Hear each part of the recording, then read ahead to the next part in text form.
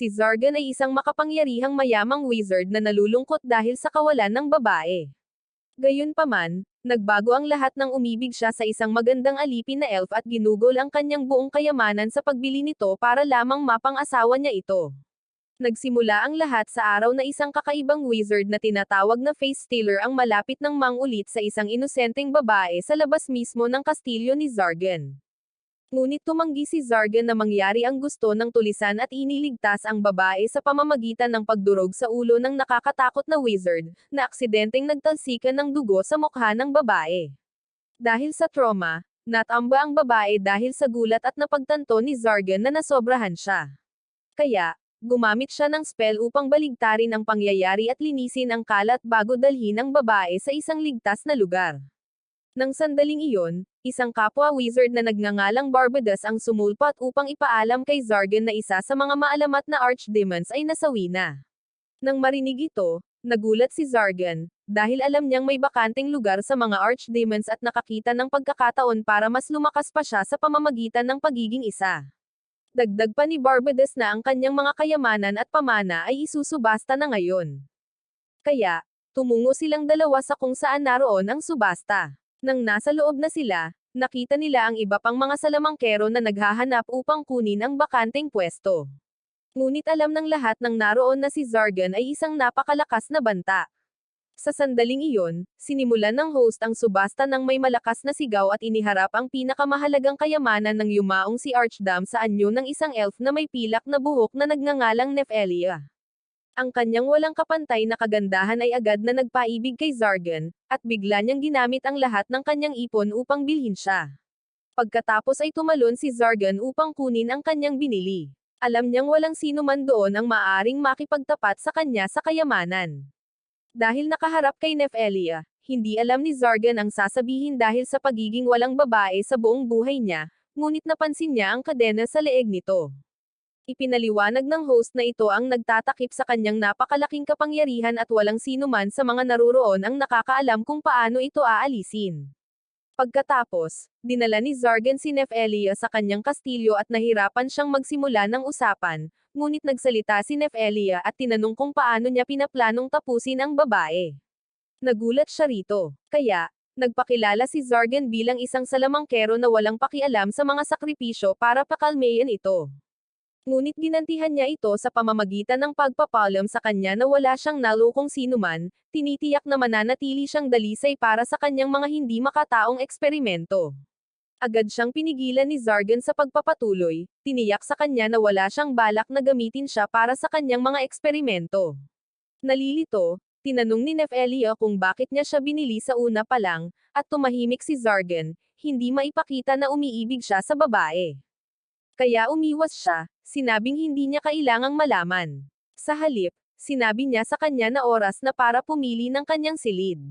At sinabi ni Nephelia na ayos lang siya kahit saan basta't hindi siya masasawi bilang isang sakripisyo.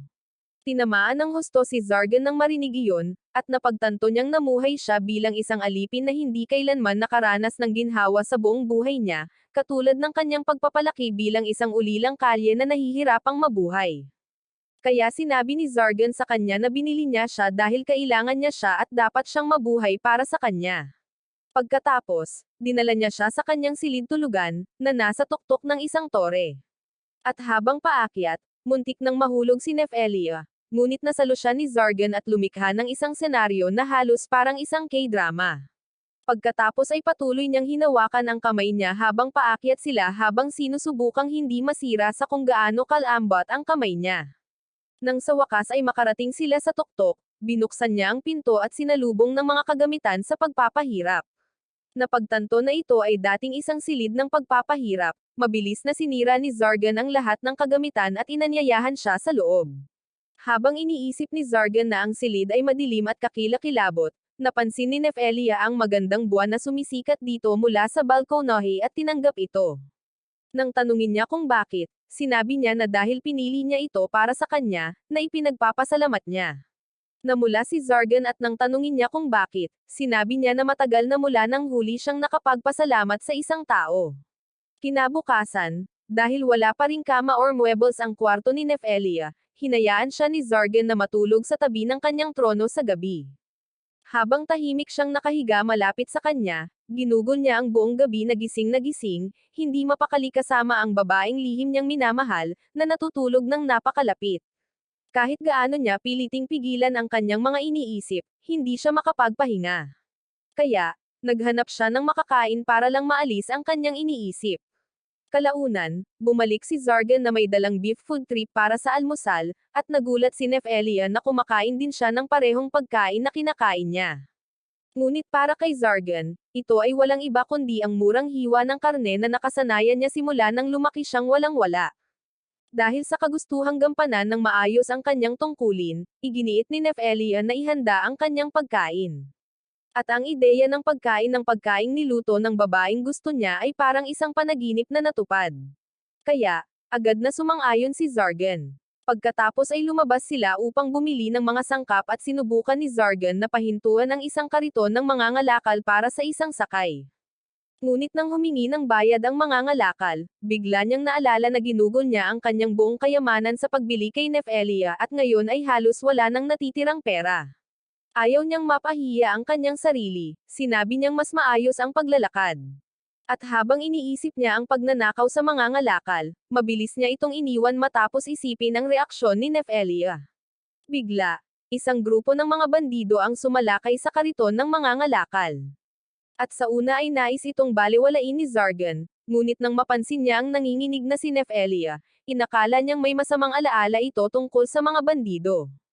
Dahil sa kagustuhang panatagin siya, inatake niya ang mga umaatake gamit ang mahika ng kidlat. At nang direktang inatake siya ng isa, nasalo ni Zargan ang palakol ng lalaki gamit ang kanyang mga kamay, binasag ito, at pinalipad siya ng walang dala. Tinawag ng mga bandido ang kanilang pinuno, isa pang salamangkero, na tila nalilito nang makitang may katulad ni Zargan na tumutulong sa mga ordinaryong tao. Tiwala sa kanyang mahika, lumikha ang pinuno ng nagliliyab na ring ng apoy, ngunit nakontrol ito ni Zargan at ginamit laban sa kanya, na siyang nagwawasak sa buong grupo. Dahil sa takot, umatras ang mga bandido. Natigilan ang mga mangangalakal at pinasasalamatan si Zargan. Nabigla sila na may isang salamangkero na magliligtas sa kanila. Ginantimpalaan siya ng kanilang malapusang pinuno ng mangangalakal ng isang supot ng mga baryang pilak at inalok pa siya ng bayad na trabaho bilang isang bodyguard hanggang sa makarating sila sa lungsod. Hindi makapaniwala si Zargan na magbabayad ang mga tao ng ganito kalaki para lang sa pambubugbog sa mga bandido. Ngunit ang mas ikinagulat niya ay ang taus-pusong pagpapahalaga sa kanila sa pagkakataong ito. Habang patuloy silang naglalakbay ng magkasama, tinanong ni Nefelia kung bakit niya sila tinulungan. Nakita ito ni Zargan bilang perpektong pagkakataon upang magmukhang cool at mabait sa harap niya, ngunit sa halip ay sinabi niya na ang mga mahihinang iyon ay kailangan lang ipaalala sa kanila ang kanilang lugar. Agad niyang pinagsisihan kung gaano kalupit iyon pakinggan. Pagdating nila sa lungsod, napansin ni Zargan kung gaano ka-awkward ang itsura ni Nefelia sa kanyang lumang damit at nagpasyang bilhan siya ng mas maganda. Dinala niya ito sa isang sastre na pinapatakbo ng isang babaeng may pakpak na nagngangalang Manuela. Pagpasok ni Zargan, agad itong nakilala ni Manuela bilang isang salamangkero, at isang sulyap sa kwelyo ni Nefelia ang nagsabi sa kanya ng lahat. Inakay niya si Nefelia papunta sa changing room, inaakala niyang isa siyang mahalagang pag-aari, at pinasuot kay Nefelia ang isang damit na estilo ng succubus, na halos dahilan para pinturahan ni Zargan ng puti ang kanyang pantalon. Natataranta, humingi siya ng iba, at tumutol si Manuela, iginiit na bagay ito kay Nefelia. Ngunit matapos makita ang matangkad na pulang mukha ni Nefelia, mariing humingi si Zargan ng mas kagalang-galang na damit. Kalaunan, nagpalit si Nefelia ng damit pang-maid na ipina-raise sa mga enchanted boots na idinisenyo upang paginhawahin ang kanyang mga paa tuwing siya ay napapagod. Bago sila umalis, sinabi ni Manuela kay Nefelia na mapalad siyang magkaroon ng isang master na nagmamalasakit sa kanya, na iniiwan si Nefelia na naantig. Pagkatapos, binisita nila ang panday, kung saan tinanong ni Zargan kung maaaring tanggalin ng lalaki ang kwelyo sa leeg ni Nefelia. Gayunpaman, tumanggi ang panday, nagbabala na ang kwelyo ay protektado ng mahika. At kung hindi ito gagamitin ng tama, maaari itong magdulot ng bitag at agad siyang mapapaslang, at ang pinakaligtas na solusyon ay ang paggamit ng orihinal na susi. Napagtanto ni Zargan na ito ay isang isyu dahil ang susi ay pagmamay-ari ng kanyang dating may-ari, si Marcoses, ang yumaong Dark King. Kahit na hindi nagtagumpay ang pagbisita, nag-alok pa rin si Zargan ng bayad para sa impormasyon, ngunit pinigilan siya ng panday. Ipinaalala kay Zargan na minsan na niyang iniligtas ang kanyang buhay noong isang pag-atake ilang taon na ang nakalilipas. Nakaramdam ng hiya dahil hindi niya ito napasalamatan ng maayos.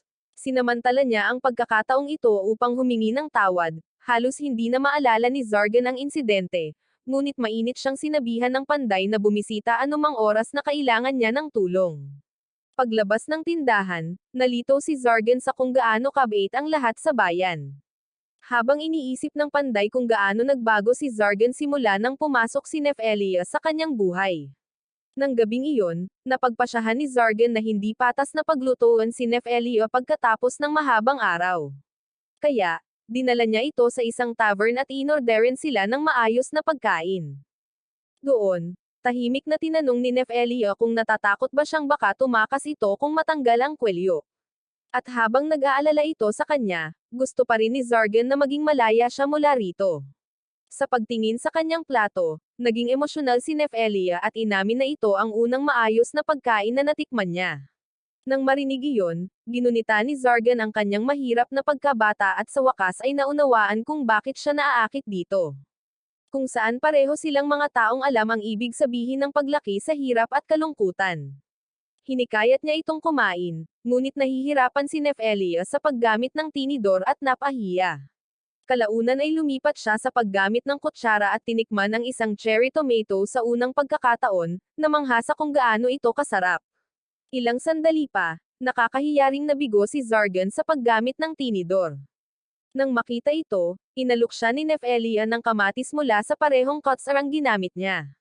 Napagtanto ang hindi direktang pagiging malapit ng kilos, natigilan si Zargan at namula nang tanggapin niya ito. Pagkatapos ay sinabi ni Nefelia sa kanya na dahil hindi niya siya tinatrato na parang isang katulong or binigyan ng mga utos, gusto niya itong tulungan ng kusa kahit hindi sinasabihan. Tinanggap ni Zargan at bilang kapalit ay pinakain din niya ito, na nag-iwan sa kanilang dalawa na namumula ng husto. Nang ang mga kalapit na customer ay nagsimulang lantaran na tawagin silang isang kaibig-ibig na mag-asawa, ang dalawa ay nataranta at mabilis na umalis sa lugar. Samantala, ang babaeng may pulang buhok na iniligtas ni Zargan noong una ay lumabas na isang kapitan ng mga banal na Templar, si Chastil. Sa pag-alala sa nangyari, nanatili si Chastil na labis na nababagabag sa engkwentro. Hindi maintindihan kung bakit siya ililigtas ng isang salamangkero na tulad ni Zargan, naalala niya ang kalupitan ng kalabang salamangkero na kanyang nakalaban at ang hindi inaasahang kabaitan ng isa na nagligtas sa kanya. Sa pagbabalik tanaw sa matatalim na mata ni Zargan, naramdaman niya ang isang kalungkutan na nakatago sa likod ng mga ito. Habang nawawala sa pag-iisip, nilapitan siya ng mataas na pari, na nagsabi sa kanya na hindi pa tapos ang kanyang misyon. At pagkatapos hanapin ang pangkat ng nasawi na salamangkero, pinaghihinalaan na ngayon ng simbahan na si Zargan ang may pananagutan sa sunod-sunod na pagdukot na nangyayari nitong mga nakaraang araw. Agad na tinanggihan ni Chastil ang akusasyon, iginiit na ang isang salamangkero na tulad ni Zargan ay hindi maaaring nasa likod nito. Ibinasura ng mataas na pari ang kanyang pagtutol, na nangangatwiran na nagkasala man or hindi si Zargan, nananatili siyang isang salamangkero, ibig sabihin ay kaaway siya ng simbahan. Dahil ayaw tanggapin ang konklusyong iyon, nagpasya si Chastil na personal na imbestigahan at patunayan ang kawalang kasalanan ni Zargan. Nang gabing iyon, habang naghahanda si Zargan na matulog sa kanyang trono, sumulpat si Nefelia at nagtanong kung gusto ba niyang matulog kasama niya. Nabaliw ang imahinasyon ni Zargan na parang ipapainom niya ito sa kanya ng puting bagay. Ngunit nadurog ang kanyang mga iniisip nang ipaliwanag ni Nefelia na ang ibig lang niyang sabihin ay ang magsalo ng kama dahil palagi siyang natutulog nang nakaupo sa trono. Nang mapagtanto kung gaano katapat ang mungkahi nito, iginiit ni Zargan na komportable siya sa kinaroroonan niya, inaangkin na ang trono ay kanyang mahalagang pag-aari. Narinig ang dahilan na iyon, umupo si Nefelia sa harap niya at tahimik na inialok ang kanyang kandanggan bilang unan. Dahil sa isang alok na kahit ang sinong lalaki ay hindi kayang tanggihan, tinipon ni Zargan ang kanyang sarili at maingat na inihiga ang kanyang ulo sa kanyang kandanggan. Gamit ang malambot na hita bilang unan, alam niya kung gaano ito kakomportable. At ang pagtingala sa mukha nito ay lalo lamang nagpapalala sa sitwasyon para sa kanyang mga rocket launcher. Pagkatapos ay tinanong ni Zargan kung bakit bigla siyang naging mabait sa kanya. At ipinaliwanag ni Nefelia na gusto niyang pasalamatan ito sa pagbibigay sa kanya ng matutuluyan at sa pagpapahintulot sa kanya na gamitin ang kanyang sariling kapangyarihan ng walang takot. Habang nakikinig siya, marahang inabot ni Zargan ang kanyang kamay, hinawakan ang kanyang pisngi, at tinanong kung gusto niyang mas seryosong tuklasin ang kanyang mga kakayahan. Nag-alangan si Nefelia, nagdududa kung talagang kaya niya ang ganoong bagay. Ngunit tiniyak siya ni Zargan, sinabi sa kanya nang may lubos na katiyakan na balang araw ay malalampasan niya kahit siya. Dahil sa paghihikayat na iyon, pumayag si Nefelia na magsanay upang maging mas malakas siya at suportahan siya. Pagkaraan ng ilang sandali, ibinahagi ni Nefelia ang kanyang kwento tungkol sa batang babae na minsang tinawag siyang masamang tao. Sinabi niya na kahit na nagkunwari siyang hindi, alam niyang ang mga salitang iyon ay tiyak na nasaktan siya. Pagkatapos ay dahan-dahan niyang niyakap ang ulo nito at nangakong hindi niya malilimutan ang kabaitang ipinakita nito sa kanya. Sa isang maikling sandali, nakaramdam si Zargan ng isang bagay na hindi pamilyar at lubos na nakagiginhawa, kahit na kinailangan niyang itago ang isang maliit na luha, hinihiling na ang mapayapang init ng sandaling iyon ay magtagal magpakailanman. Kinabukasan, binisita ni Barbados si Zargan upang tanungin siya tungkol sa pag-atake ng mga Templar sa kabalyero na may hawak na banal na espada. At inamin ni Zargan na si Chastil ay nakakagulat na malakas, na nagpatawa lamang kay Barbados. Ngunit nang mapunta ang kanyang mga mata kay Nefelia, hindi siya makapaniwala, agad na nagtanong kung bakit buhay pa ang elf na ito. Ipinaliwanag ni Zargan na hindi niya ginagamit ang buhay ng mga tao para sa mahika at pagkatapos ay ipinakilala si Nefelia bilang kanyang apprentice. Sandali, huminto si Barbados upang pag-isipan ito at pagkatapos ay pinuri ang ideya, sinabing si Nefelia ay maaaring maging isang napakahalagang asset. Nang tanungin niya kung ang kapangyarihan ng babae ang nagpal-ayas sa mga Templar, kinumpirma ito ni Zargan. Pagkatapos ay tinanong ni Barbados kung balak ni Zargan na kunin ang bakanteng trono na iniwan ni Marcoses. At inamin ni Zargan na sumagi sa isip niya ang ideyang iyon, pangunahin dahil gusto niyang matiyak ang kaligtasan ni Nefelia. Gayunpaman, alam niyang ang kanyang 10 taong karanasan ay maliit lamang kung ikukumpara sa mga mangkukulam na gumugol ng maraming siglo sa paghahasa ng kanilang kasanayan. Gayunpaman, hanggat nabubuhay siya, balak niyang patuloy na umakyat ng mas mataas. Sa panunood sa kung paano kumikilos si Zargan sa harap ni Nefelia, nandidiri si Barbados nang makita ang kanyang kaibigan na naging isang mahina at walang pusong tao at umalis. Nalilito si Zargan sa kanyang pag-uugali, habang nagkomento si Nefelia na tila isang mahalagang kaibigan para sa kanya si Barbados. Ang salitang kaibigan ay kakaiba ang nananatili sa isip ni Zargan dahil ito ay isang konsepto na hindi niya kailanman sineryoso na ginamit sa kanyang sarili noon. Isinasantabi ang kaisipang iyon, nagpasya siyang oras na para simulan ang tunay na pagsasanay ni Nefelia. Mula noon, binabalanse ni Nefelia ang pag-aaral ng mahika habang tumutulong sa paligid ng kastilyo. Unti-unti, nagiging mas mapang-akit siya at habang ang pagkontrol sa enchantment ay nananatiling mahirap. Ang kanyang kasanayan sa mga magic circle ay patuloy na bumubuti sa bawat araw. Kalaunan, isang formal na imbitasyon ang dumating mula sa 12 Dark Lords, na ipinapatawag si Zargan sa malaking bulwagan. Sa itinakdang araw, naglakbay si Zargan sa isang nakatagong kastilyo kung saan nagtitipon ang natitirang Dark Lords, at kumalat ang mga bulungan sa silid. Dahil marami ang nagulat na ang kandidatong isinasaalang-alang para sa bakanteng trono ay napakabata pa. Inis, prangkang sinabihan sila ni Zargan na dumiretso sa punto or aalis siya. At isa sa mga Dark Lords ang nag-anunsyo na si Zargan ay napili bilang ika-13 Dark Lord. Binigyan siya ng Lord ng ceremonial na marka, na ipinaliwanag na ang pagtanggap nito ay kinakailangan upang formal na maangkin ang titulo. Habang pinagmamasdan nito ni Zargan, naramdaman niya ang napakalaking mahiwagang kapangyarihan na nagmumula sa simbolo, ang parehong presensya na nararamdaman niya mula sa bawat isa sa iba pang Dark Lords. Dahil sa kanyang pagtataka, tinanong niya kung bakit nila siya pinili kaysa sa iba na mas may karanasan. Ipinaliwanag ng isa pang Dark Lord na habang si Zargan ay hindi maikakailang makapangyarihan, ang tunay na nagpapaiba sa kanya ay ang kanyang kakayahang makaligtas sa mga imposibleng sitwasyon, binabanggit kung paano ang kanyang tagumpay laban kay Andres the Cursed sa murang edad ay isang patunay. Patuloy nilang pinupuri ang kanyang nakakatakot na kakayahang gawing kanya ang ninakaw na kapangyarihan, na siyang dahilan kung bakit siya ay isang natatanging mapanganib na puwersa na karapat-dapat sa parehong paggalang at takot. Habang patuloy nilang pinupuri ang kanyang potensyal, tahimik na iniisip ni Zargan kung maaari ba niyang nakawin ang lahat ng kanilang kapangyarihan kung gugustuhin niya. Doon, nabasa ng isang babae ang kanyang iniisip at binalaan siya na ang paggawa nito ay magdudulot sa kanya ng higit na kapalit kaysa sa mapapala nito. At ang paalala na iyon ay agad na nagpapaalala sa kanya kay Nephelia. Sinasabi nila na ang paglakad sa landas ng isang Dark Lord ay nangangahulugan ng pagyakap sa isang buhay na napapalibutan ng kadiliman lamang. Ngunit natawa si Zargan kumpara sa kanyang tiniis bago pa man maging isang salamangkero. Ang babalang ito ay walang gaanong kahulugan sa kanya. Sa kanyang mga mata, ang buhay ay palaging kasing simple ng pagiging isang bagay na kinatatakutan or ang pagiging mabasak. Kaya, tinanggap ni Zargan ang titulong ika-13 na Dark Lord, ngunit pagkatapos lamang maglagay ng isang kondisyon sa kanyang pagtanggap. Kalaunan, bumalik siya sa kanyang kastilyo at si Nephelia ay nasa kusina at naghahanda ng hapunan. Pagkatapos, sinabi ni Zargan sa kanya na sa kanyang bagong katayuan bilang Dark Lord, mayroon na siyang autoridad na kailangan upang tanggalin ang kanyang isinumpang kwelyo. Kaya, binuksan ni Zargan ang pagkakatali sa kanyang leeg, na lubos siyang pinalaya. Ngunit sa halip na magdiwang, malamig niyang sinabi kay Nephelia na ngayong hawak na niya ang gayong kapangyarihan, kailangan niya ito.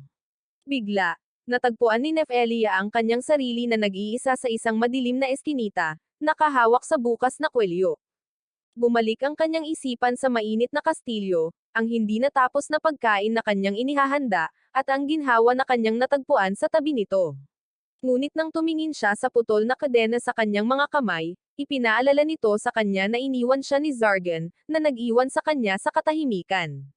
Kalaunan, natagpuan ni Chastil si Nephelia na nasa gulat pa rin, hindi lubos na naroon ang kanyang isipan pagkatapos ng nangyari. Nag-aalala, tinanong ni Chastil kung ayos lang ba siya, ngunit sa halip na sumagot ng normal, sinabi ni Nephelia kay Chastil na maaari niyang tapusin ang kanyang buhay kung gusto niya, na ikinaiistorbo ni Chastil. Ang kanilang interaksyon ay nakakuha ng atensyon mula sa mga taong malapit. At dahil alam ng lahat na nakatira si Nephelia kay Zargan, inakala ng mga tao na ginugulo siya ni Chastil dahil doon. Bigla, pumasok si Manuela at pinrotektahan si Nephelia, pinagalitan si Chastil dahil sa pangungulit niya sa isang walang kalaban-laban na babae. Lumala ang hindi pagkakaunawaan kaya biglang umiyak si Chastil sa pagkadismaya. At kahit na ipinaliwanag ni Nephelia na walang ginawang mali si Chastil, hindi mapigilan ni Chastil ang pagluha. Pagkatapos, pumunta silang tatlo sa isang lokal na pub. Habang umiiyak, tinanong ni Nephelia kung bakit siya iniwan ni Zargan ng ganoon, at marahang inalo siya ni Manuela hanggang sa kumalma siya ng sapat para ipaliwanag ang nangyari. Matapos marinig ang kwento, sinabi ni Chastil na parang ginagamit lang siya ni Zargan, ngunit agad na tinitigan siya ni Nephelia ng may matalas na titig na matatakot ang mga kutsilyo at sinabing hindi kailanman gagawin ni Zargan ang ganoong bagay. Pagkatapos ay tinanong ni Manuela kung may nangyari bago siya pinaalis ni Zargan. At naalala ni Nephelia na sinabi ni Zargan na siya ay naging Dark Lord. At ipinaliwanag ni Manuela na ang lungsod ay dating pinamumunuan ng ika-13 Dark Lord. Ngunit simula nang masawi siya, ang lugar ay puno ng mga problema. Dagdag pa ni Chastil na marami ring mga pagdukot kamakailan at binanggit ni Manuela na ang isang salamangkero na tinatawag na face stealer ang salarin at nahuli na ng simbahan.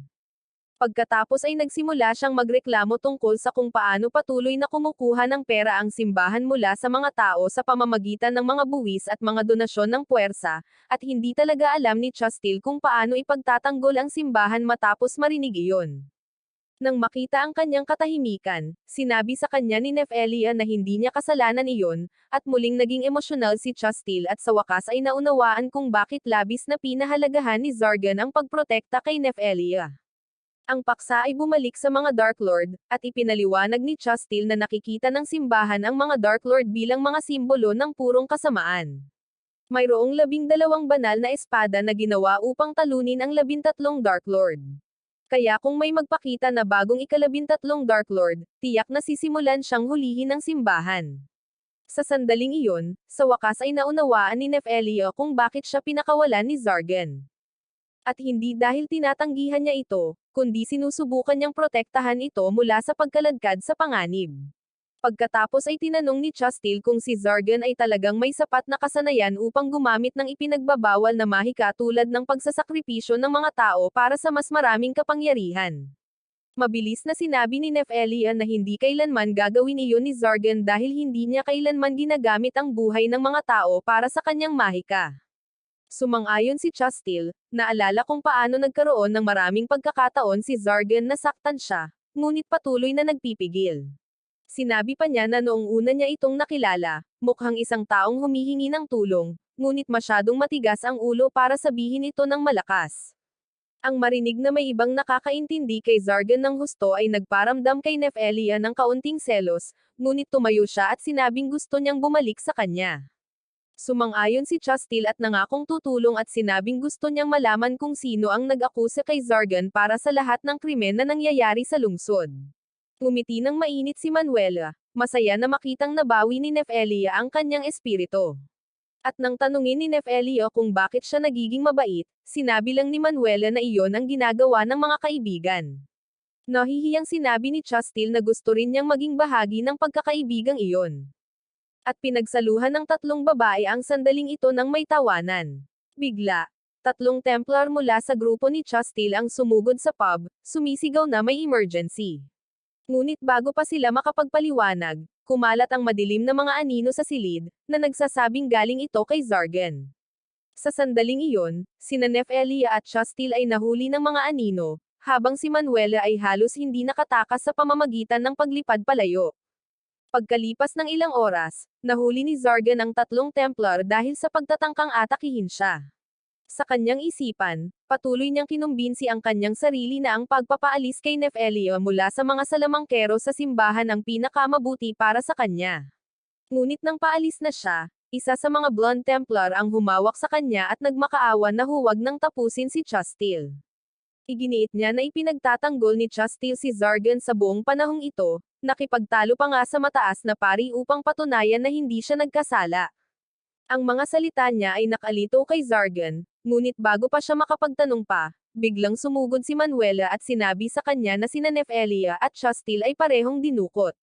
Nang marinig iyon, kinuyam ni Zargan ang kanyang mga kamao, nalilito sa kung ano ang gagawin, alam niya na kung hahabulin niya sila, tiyak na malalaman ng simbahan ang tungkol sa kanyang koneksyon kay Nefelia at tatawagan din itong kaaway.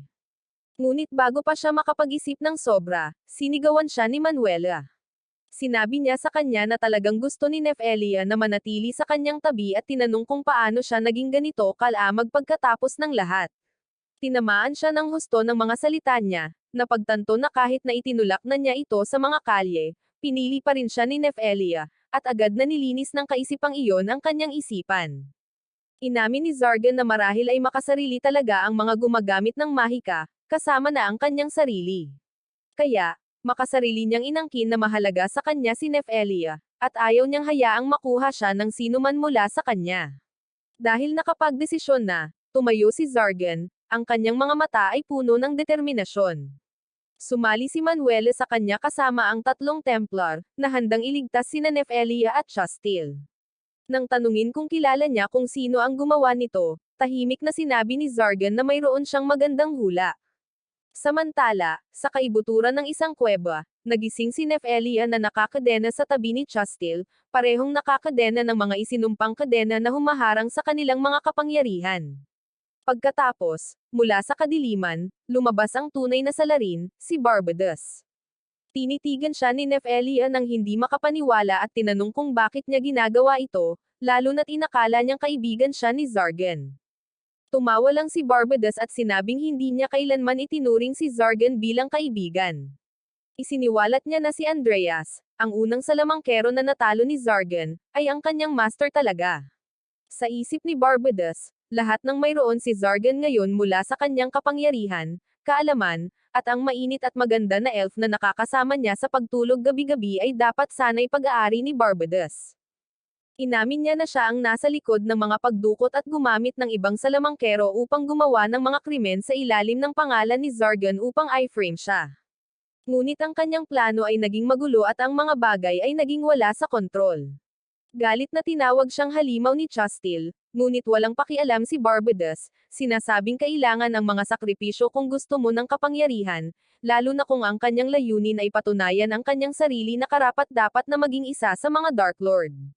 Ngunit tinitigan siya ni Nefelia at sinabi sa kanya na si Zargan ay naging bagong ika-13 Dark Lord. Sumabog sa galit si Barbados, nang makitang may kinuha na naman si Zargan mula sa kanya. Kaya hinayla niya si Nefelio patungo sa isang kumikinang na magic circle. Habang hinihila ng sumpa ang kanyang lakas, nagsimulang isipin ni Nefelia na maaaring ito na talaga ang katapusan. Ngunit naalala niya kung paano si Zargan ang unang taong nagtrato sa kanya na parang isang tunay na tao sa halip na isang kagamitan. Ang alaalang iyon ang nagbibigay sa kanya ng lakas. Sumigaw siya na siya ay kabilang kay Zargan at walang ibang may karapatang hawakan siya. Galit na galit, itinaas ni Barbados ang kanyang kamay upang saktan siya. Ngunit bago pa niya magawa, biglang sumabog ang buong kuweba at sa usok at mga durog na bato, nagpakita si Zargan. Agad na napagtanto ni Barbados na nalaman na ni Zargan ang lahat. Naiinis, nagtanong siya nang maghinala si Zargan sa kanya. Mahinahong ipinaliwanag ni Zargan na ang sagot ay malinaw na ang unang palatandaan ay ang face stealer na napakahina upang makalampas sa harang ni Zargan, lalo na't siya ay nataranta, nagmakaawa para sa kanyang buhay, at nasawi ng napakadali. Dahil doon, alam ni Zargan na ang tanging taong may sapat na lakas ng loob na tumawid sa kanyang harang ay si Barbados. Ngunit ang nagpatunay sa lahat ay nang casual na lumapit si Barbados upang tingnan siya matapos marinig na siya ay inatake ng isang Holy Templar, na labis na kainahinala. Gayunpaman, wala sa mga iyon ang tunay na nagpapagalit kay Zargan. At ang hindi niya mapapatawad ay ang nang-ahas si Barbados na saktan si Nefelia. Walang pag-aaksaya ng isa pang segundo, sumugod si Zargan at hinampas si Barbados sa braso at binti, na agad na nagpahinto sa kanyang paggalaw. Pagkatapos ay pinutol niya ang mga kadena ni Nefelia at mabilis na tinanong kung ayos lang ba siya. Ngunit sa halip na sumagot, tinanong ni Nefelia kung ayos lang ba siya. Sa unang pagkakataon, buong-buo niyang sinabi ang kanyang saloobin, at sinabi niya sa kanya na ayaw niyang makita siyang mukhang malungkot at nag-iisa. Kung talagang iniisip niya na hindi na siya kailangan, sinabi niyang tatanggapin niya ang pag-alis.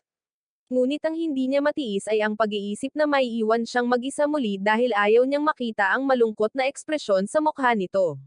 Matinding tinamaan si Zargan ng kanyang mga salita.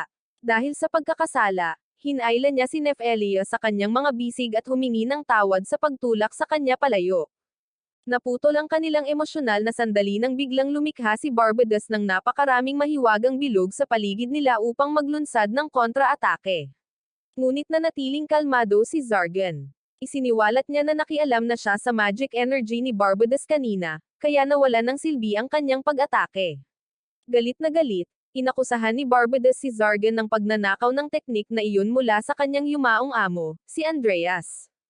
Agad siyang itinuwid ni Zargan, at sinabing natutunan niya ang trick na iyon bago pa man matalo si Andreas.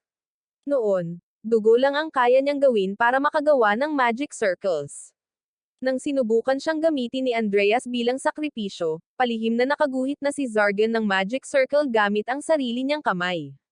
Dahil ginamit ni Andreas ang eksaktong parehong spell, agad na ninakaw ni Zargan ang kanyang magic. Puno ng galit, sinimulan ni Barbados na ipatawag ang bawat bilog ng mahika na natatandaan niya. Ngunit kahit ano pa ang ilabas niya, casual na ninakaw ni Zargan ang bawat isa na parang siya si Kakashi noong kanyang kasagsagan. Ipinaliwanag ni Zargan na ang kanyang lakas ay hindi kailanman isang aksidente. Nabuo niya ito sa pamamagitan ng walang katapusang pagsisikap. Gumugol siya ng mga taon sa pagbabasa ng bawat librong mahahanap niya, pag-aaral ng mahika hanggang sa sinimulan siyang iwasan ng mga tao dahil sa kung gaano siya nahuhumaling. Si Barbados na lamang ang nanatili, kaya naman naisip ni Zargan na maaaring kaibigan lang talaga siya. Ngunit ngayon ay nauunawaan na niya na hindi kailanman interesado si Barbados sa pagkakaibigan at tanging mausisa lamang siya kung anong uri ng tao talaga si Zargan. Kaya binigyan siya ni Zargan ng sagot. Gamit ang lahat ng mahika na kanyang ninakaw, buong pagmamalaki niyang idineklara ang kanyang sarili bilang bagong nakoronahang Dark Lord. Si Zargan, ang Wizard Slayer. Sa sandaling sinabi niya ito, pinakawalan niya ang isang mapaminsalang atake sa pamamagitan ng maraming pinahusay na bilog ng mahika.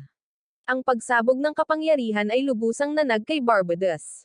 Sa sandaling iyon, sa wakas ay naunawaan ni Barbados ang katotohanan na kahit na anong gawin niya para maging isang Dark Lord, hindi pa rin niya malalampasan si Zargan. Dahil sa desperasyon, nagsimula siyang humingi ng tawad at sinubukan pang balikan ang kanilang nakaraan. Nagkunwaring magkaibigan sila, dahan-daang lumakad si Zargan palapit sa kanya, malamig at walang emosyon ang mukha, malinaw niyang sinabi kay Barbados na hindi sila kailanman magkaibigan. Pagkatapos ay itinaas niya ang kanyang kamao, puno ng mahika. Ngunit sa halip na baguhin ang kanyang mukha, binasag niya ang lupa at tuluyang tinakot si Barbados.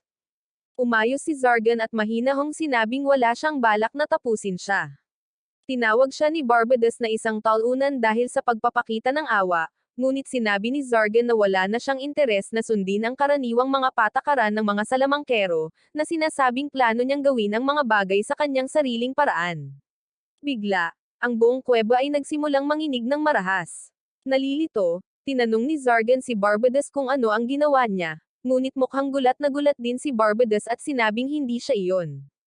Mabilis na napagtanto ni Zargan na ang kanyang naunang suntok ay aksidenteng nakapagpagana sa isa sa mga nakatagong spell ni Barbados, at isiniwalat ni Barbados na sinusubukan pala niyang ipatawag ang isang tunay na demonyo. Doon, isang higanteng demonyong nilalang ang nagsimulang mabuo sa harap nila, at naramdaman ng lahat ang matinding tensyon. Habang tinitingnan ito ni Zargan, naramdaman niya ang labis na napakalakas na kapangyarihan na nagmumula sa demonyo. Kahit siya ay umamin sa kanyang sarili na ang pagkapanalo laban sa isang bagay na tulad nito ay halos imposible. Ngunit sa halip na umatake, ang ganap na nabuo na demonyo ay biglang lumuhod sa harap ni Zargan. Naramdaman nito ang presensya ng kanyang bagong master at yumuko sa kanya, na ikinagulat ng lahat sa kuweba. Kahit si Zargan ay nalito, ngunit mabilis siyang nakabawi ng kahinahunan at mahinahong inutusan ang demonyo na bumalik sa pinanggalingan nito. Nakakagulat, agad itong sumunod at nawala. Nang maputol ang ritual, nagsimulang gumuho ang kuweba sa kanilang paligid. Mabilis na sinunggaban ni Zargan ang lahat at inilabas sila bago pa man magkagulo ang lahat. Sa labas, ang tatlong Templar ay naghihintay ng may pagkabalisa at nakahinga sila nang maluwag nang makitang ligtas si Chastil. Nagkomento si Torres na maaaring ito ang unang pagkakataon na lumayo sila sa isang salamangkero nang walang nasasawi. Bamantong hininga lamang si Zargan at hinayaan silang umalis. Pagkatapos ay lumapit si Manuela at nagpasalamat kay Zargan sa pagliligtas sa lahat. Bago umalis, tahimik niyang sinabihan si Zargan na makipag-usap ng tapat kay Nefelia sa pagkakataong ito. Tungkol naman kay Barbados, tinanggap niya ang kanyang pagkatalo at umalis, sinunod ang utos ni Zargan. Sa wakas, sina Zargan at Nefelia na lamang ang naiwan, at ang magandang elf ang unang nagsalita. Nang may lubos na katapatan, sinabi niya kay Zargan na gusto niyang manatili sa tabi niya, anuman ang mangyari mula ngayon.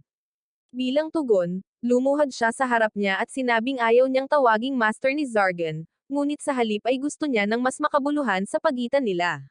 Hindi na niya mapigilan ang kanyang nararamdaman, tumayo siya, marahang hinawakan ang kanyang mga balikat, at sinabi sa kanya na mula ngayon ay nararapat na siyang makasama niya magpakailanman. Ngumiti ng mainit si Nefelia at masayang tinanggap ang kanyang nararamdaman. Itinaas pa niya ang kanyang lumang kadena at sinabing kahit na dati itong kumakatawan sa isang masakit na bagay, ngayon ay iba na ang kanyang pananaw dito. Para sa kanya, ito ay naging simbolo kung saan nagsimula ang kanilang koneksyon. Pagkatapos ay tinanong niya kung ano nga ba ang mga ito. At sa kabila ng pagkakaroon ng lahat ng kapangyarihan at katayuan, si Zargan ay nanigas na parang isang kaawa-awang talunan. Hindi mahanap ang tamang salita upang ilarawan ang pag-ibig. Pagkalipas ng ilang araw, gumawa si Chastil ng isang mahirap na desisyon at ibinalik ang kanyang banal na espada sa simbahan. Pakiramdam niya ay hindi na niya ito karapat-dapat gamitin, lalo na ngayon na gusto niyang tulungan si Zargan, isang taong itinuturing ng simbahan bilang isang kaaway. Sinabi sa kanya ng mataas na pari na kailangan pa rin niyang harapin ang parusa.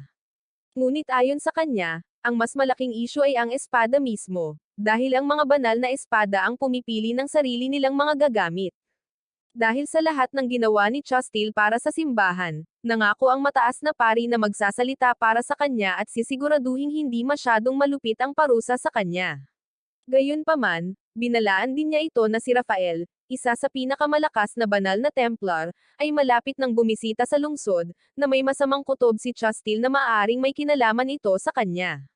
Samantala, ginugugol ni Zargan ang halos lahat ng kanyang oras sa kanyang aklatan, naghahanap ng anumang bagay na may kaugnayan sa mga Dark Lords at sa kanilang koneksyon sa mga demonyo. Ngunit gaano man karaming libro ang kanyang basahin, wala siyang makitang anumang kapaki-pakinabang na sagot. Habang abala siya sa pagbabasa, tahimik na pumasok si Nepheli sa silid, sinusubukang sorpresahin siya. Ngunit naramdaman na siya ni Zargan at nagpas siyang magpanggap na hindi napansin, hinayaan siyang subukan ang kanyang maliit na palihim na pag-atake.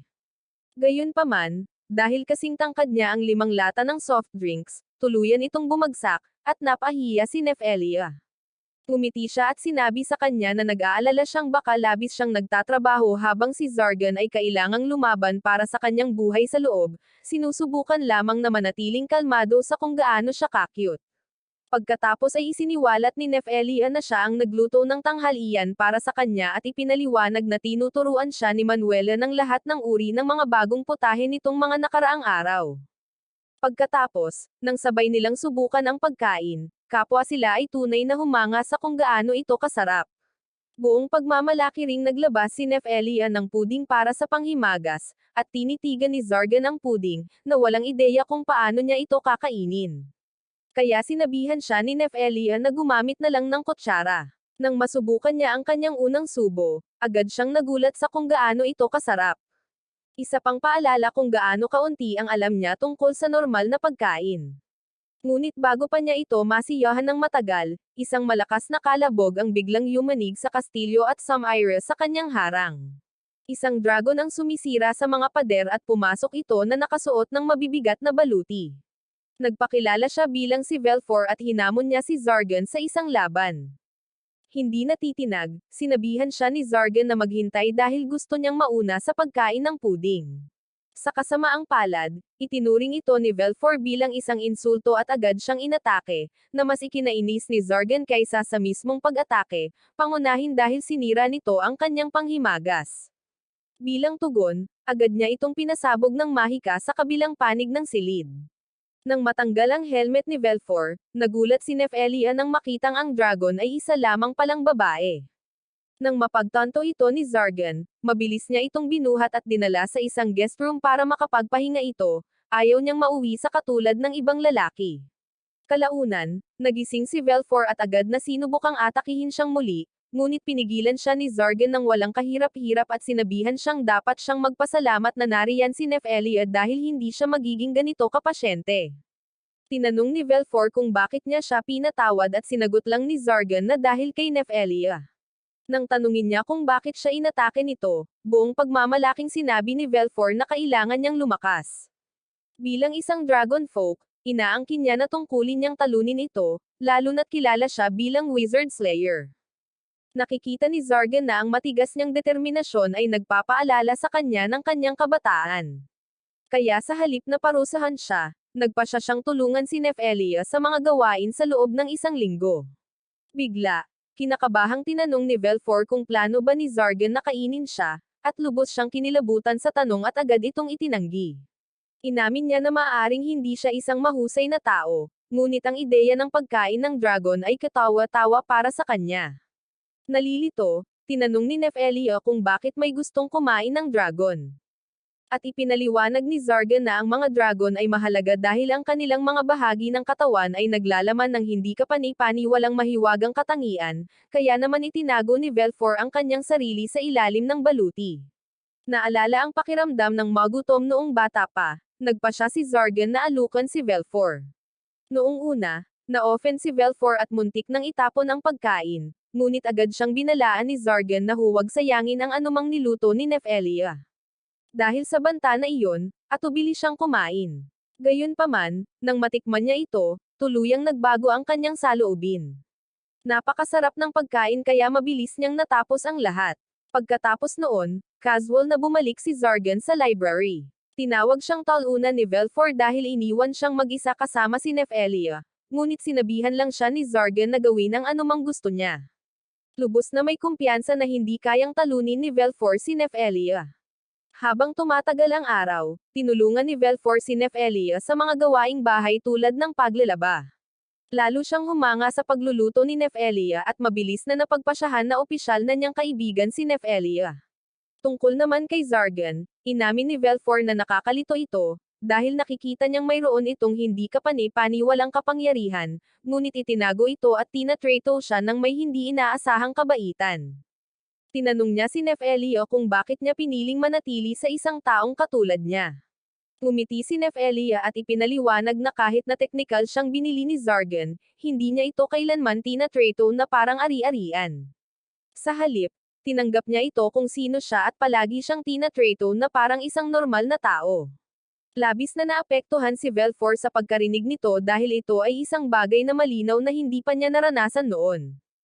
Sa mga sumunod na araw, nasanay na si Belfor sa buhay sa kastilyo. Nagtrabaho siya ng husto kasama si Nefelia at hindi kailanman nagreklamo tungkol sa alinman sa mga ito. Isang gabi, habang naghahanap pa rin si Zargan ng impormasyon tungkol sa tunay na Demon King, tinawag siya ni Belfor para sa hapunan. Habang nakaupo siya, binalaan siya ni Belfor na balang araw ay maaari pa rin siyang atakihin ito mula sa likuran. Ngumiti si Zargan, bahagyang naalala si Barbados. Casual niyang sinabi sa kanya na maaari siyang sumubok, ngunit kung matalo siya, madodoble ang kanyang mga gawain.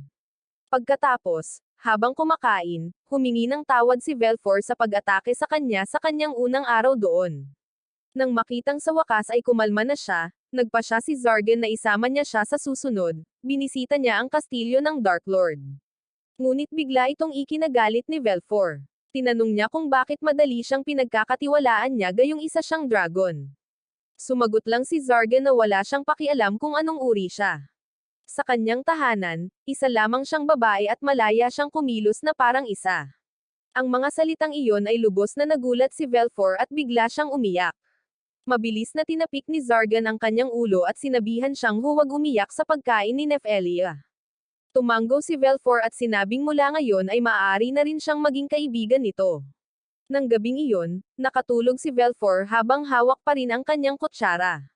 Nang sinubukan ni Zargan na dahan-daang kunin ito, aksidente niyang nahawakan ang daliri nito at may nabulong tungkol sa kanyang ama habang natutulog. Tahimik na pinagmasdan ni Nefelia ang eksena bago ngumiti at casual na nagkomento na parang mga magulang na may anak silang dalawa. Kapwa na mula sina Zargan at Nefelia, ngunit nang walang imak, tahimik silang nag-abot at naghawakan ng kamay. Pagkalipas ng ilang araw, sinimulan ni Belfor ang isang maliit na journal ng kanyang karanasan sa paninirahan sa kastilyo ni Zargan. Dito, isinulat niya ang lahat ng kanyang natutunan mula sa paglilinis hanggang sa pagluluto. Ngunit ang mas nakakaakit sa kanya kaysa sa mga gawaing bahay ay ang panonood kina Zargan at Nefelia. Isang araw, nahuli niya si Nefelia na tahimik na nakatitig kay Zargan habang natutulog ito, mahinang kinakausap ang sarili na parang sinusubukang magsanay, na may sinasabing mahalaga sa kanya. Sa isa pang pagkakataon, pumasok si Belfor sa silid-aklatan at nadatnan si Nefelia na nakaupo sa kandanggan ni Zargan habang sila ay nag-aaral ng magkasama. Ngunit nang mapansin nila siya, ang dalawa ay naghiwalay ng alanganin na parang walang nangyari. Kahit na hindi niya lubos na naiintindihan ang nangyayari sa pagitan nila, hindi mapigilan ni Belfor ang pakiramdam na mainit at komportable sa paninirahan sa kastilyo. Maya-maya, dinala ni Zargan at Nefelia si Belfor sa tindahan ni Manuela. Doon, binilhan nila siya ng isang magandang bagong gamit, na agad na nagpasaya kay Belfor. Pagkatapos, habang naglalakad sa palengke, masayang hinawakan ni Belfor ang mga kamay ni Zargan at Nefelia, na mukhang isang batang naglalakad kasama ang kanyang mga magulang. Nang makita ito ni Zargan, kakaibang pinoprotektahan siya. Sa malapit, Naglalakad din si Chastil sa palengke, iniisip kung paano niya ibinalik ang lahat ng kanyang kagamitan matapos piliin na ipagtanggol si Zargan. Sa kaibuturan niya, naniniwala pa rin siyang mabuting tao si Zargan, at ayaw niyang magkahiwalay sila ni Nefelia, lalo na't silang dalawa ay parang isang maliit na pamilya na. Sa sandaling iyon, bigla niyang nakita si Zargan at si Nefelia na naglalakad papalapit sa kanya kasama ang isang anak na babae sa pagitan nila. Natigilan si Chastil sa gulat at tunay na inakala na ang dalawang ito ay naging labis na gumawa ng aksyon na nagresulta sa isang anak na babae. Nang makita ang reaksyon nito, mabilis na ipinakilala ni Zargan si Velfor ng maayos at sinabi sa kanya na si Chastil ay isang kaibigan. Bago pa tuluyang hamupa ang nakakailang na sandali, biglang nagpakita ang tatlong Templar at lumapit kay Chastil. Ipinaalam nila sa kanya na hinihiling agad ng mataas na pari ang kanyang presensya. Handa nang sumugod si Velfor at lumaban, ngunit mabilis siyang pinigilan ni Zargan. Ipinaalala niya sa kanya na ang pagdudulot ng gulo dito ay makakasakit lamang sa mga inosenteng tao, lalo na sa mga pinapahalagahan ni Nefelia. Nag-aatubili, kumalma si Velfor. Kalaunan, dinala ni Zargan sina Nefelia at Velfor sa kastilyo ng dating Dark Lord. Pagpasok nila, agad na naramdaman ni Velfor ang isang pamilyar na presensya na parang enerhiya ng dragon na naiwan sa kastilyo. Kaya, sinabihan siya ni Zargan na imbestigahan ang anumang bagay na may kaugnayan sa mga dragon habang ginagalugad nila ang lugar. Habang naggalugad sila, natagpuan nila ang isang matandang golem na dating nagpoprotekta sa kastilyo. Ngunit mula nang masawi si Marcasos, ang golem ay tuluyang hindi na aktibo. Hindi nagtagal, natuklasan ni Velfor ang isang mahiwagang bilog na naglalaman ng mga bakas ng kapangyarihan ng dragon. Ipinagmamalaki niya ang kanyang natuklasan, ipinakita niya ito kay Zargan, na tinapik ang kanyang ulo dahil sa pagtuklas nito, kasunod si Nefelia, na sumali rin. Natuwa si Velfor sa papuri, ngunit biglang napansin ni Zargan si Nefelia na tahimik na namumula sa malapit. Pagkaraan ng ilang sandali, napagtanto niya na gusto rin niya ng tapik sa ulo, kaya tinapik niya ang kanyang ulo, at masayang kumaibot ang kanyang mga tainga. Pagkatapos nito, ginamit ni Velfor ang mahiwagang bilog upang buksan ang isang nakatagong pinto, at sa kabila nito ay isang lihim na daanan patungo sa ilalim ng lupa. Maingat na nagtungo ang grupo sa isang nakatagong piitan. Sa ibaba, natuklasan nila ang isang lihim na aklatan. Sinabihan ni Zargan sina Nefelia at Velfor na tumulong sa paghahanap ng mga librong may kaugnayan sa mga demonyo, at habang nagbabasa ng mga libro, biglang tinanong ni Velfor si Zargan kung paano niya nasabi na gusto ni Nefelia ng headpat noon. Casual na sumagot si Zargan na kadalasan ay masasabi niya kung ano ang gusto ni Nefelia dahil binibigyan siya nito ng mga malinaw na pahiwatig. Tahimik na sinabi ni Velfor na umaasa siyang magkakaroon siya ng ganoong uri ng koneksyon sa isang tao balang araw at sinabihan siya ni Zargan na huwag mag-alala dahil marami siyang oras. Ipinaalala niya sa kanya na si Marcoses ay nabuhay ng mahigit 1,000 taon at dahil isa siyang dragon, malamang na mabubuhay din siya ng ganoon katagal, ibig sabihin ay mayroon siyang sapat na oras para makasama siya at si Nefelia. Nang marinig iyon, mahigpit na hinawakan ni Velfor ang kanyang kamay at sinabing gusto niyang manatili sa kanila. Maya-maya, nakahanap si Velfor ng isang libro tungkol sa 12 banal na espada at mabilis itong sinimulang basahin ni Zargan. Habang pinag-aaralan niya ang mga nilalaman, may napansin siyang kakaiba. Ang mga simbolo na konektado sa mga banal na espada ay halos kapareho ng marka ng isang Dark Lord. Nagteorya siya na kung ang dalawa ay konektado sa anumang paraan, ang pag-unawa sa kanilang kasaysayan ay maaaring magbunyag sa wakas ng katotohanan sa likod ng Demon King. Samantala, pabalik sa simbahan, ang sikat na banal na Templar na si Rafael ay sa wakas ay dumating sa lungsod at tinawag si Chastil upang salubungin siya. Sa sandaling magkita sila, agad na tinanong ni Rafael kung ilang mga salamangkero ang nasawi sa kanyang mga kamay. Sa pag-aakalang ito ay isang uri ng pagsubok bago ang parusa, maingat na sinagot ni Chastil na hindi niya binibilang. Biglang humagalpak ng malakas na tawa si Rafael at sinabing matagal na rin mula nang may sumagot sa kanya ng ganito kadirekta, ngunit kasabay nito, muling naging malamig ang kanyang ekspresyon. Sinabi niya sa kanya na itabi ang kumpiyansang iyon para sa kabilang buhay. Agad na humakbang ang kanyang tatlong kapwa kabalyero, handang ipagtanggol siya kung kinakailangan. Ngunit bago dumanak ang dugo, Pumasok ang mataas na pari na si Cladwell at pinagalitan si Rafael dahil sa kanyang pag-uugali. Sinabi ni Rafael na wala siyang pakialam sa iba pa at narito lamang siya dahil sa banal na espada ni Chastil. Ipinaliwanag niya na ang mga banal na espada ang pumipili ng kanilang mga may-ari, ibig sabihin walang ibang maaaring gumamit ng maayos ng isa habang buhay pa ang napiling may-ari nito. Dahil doon, prangka niyang sinabi na ang pinakasimpleng solusyon ay ang pagpaslang kay Chastil. Sinabi rin niya kay Cladwell na wala siyang karapatang itago ang espada at dapat na ibalik na lang ito. Gayunpaman, nagsalita si Chastil. Sinabi niya na ang paggamit ng banal na espada para sa makasariling mga dahilan ay gagawin siyang hindi naiiba sa uri ng mga taong kinasusuklaman niya. Ikinagulat ito ni Rafael, na nirerespeto rin ang kanyang paninindigan. Sa huli, ibinalik ni Cladwell ang banal na espada kay Chastil at sinabihan itong magtiwala sa sarili niyang paghuhusga mula ngayon. Gayunpaman, tahimik na nagtataka si Chastil kung bakit siya tinutulungan ni Rafael. Nang gabing iyon, kinaladkad ni Barbados si Zargan palabas sa isang pub bilang bahagi ng kanilang kakaibang kasunduan pagkatapos ng kanilang naunang away. Dahil hindi siya pinabayaan ni Zargan, nagpasya si Barbados na ang ibig sabihin nito ay maaari na silang uminom ng magkasama. Habang umiinom, tinanong ni Barbados kung si Zargan ay nagkaroon ng aksyon sa elf at ngayon ay may anak na babae. Tuyong sinagot ni Zargan na ang anak na tinutukoy niya ay isang taong kilala nilang dalawa. Nalilito, unang nahulaan ni Barbados si Velfor, ngunit pagkatapos ay huminto at napagtanto na tama pala iyon.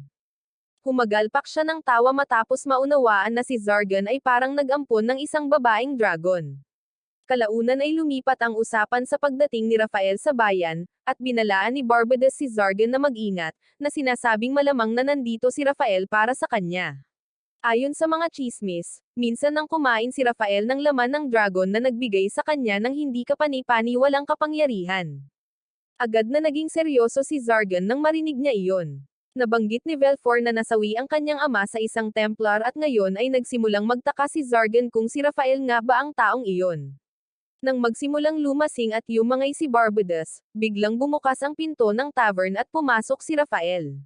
Nakatayo siya mismo sa likuran ng dalawang wizard, na naglalabas ng matinding pagkauhaw sa dugo.